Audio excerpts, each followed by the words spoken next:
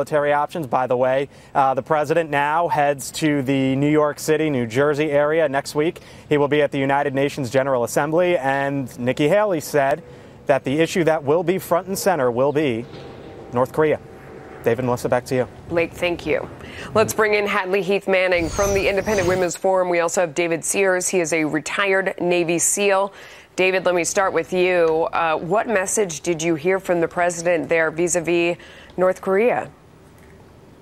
I think he's going about business as normal and just telling North Korea that we have the capabilities, we have the military options, they're here. But then I like that he turns and makes the thing about a celebration of the 70th birthday.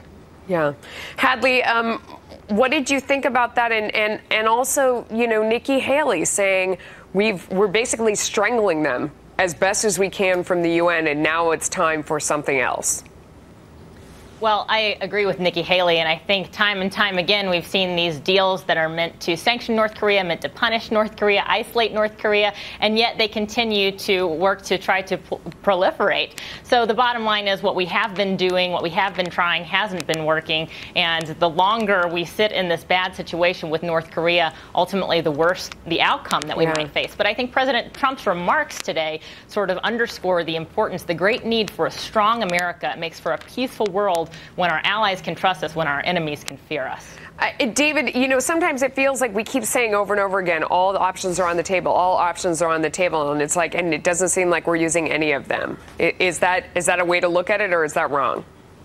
No, it is a way to look at it. We haven't proven that we're going to use those. So we had largely 8 years, you can even go back farther than that, 12 years, 20 years of almost appeasement to North Korea, and we kicked the can down the road. So now when we say all options are on the table, our credibility is limited in the North Korean Peninsula. Yeah. Hadley, do you agree with that?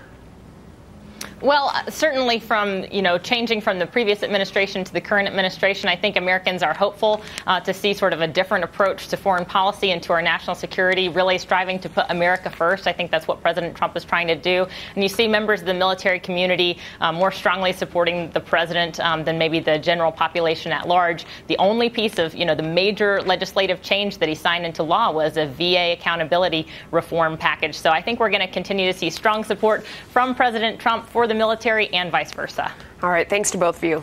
Appreciate your time. David. Well, Japan waking up to another missile scare, as the president was just talking about, from North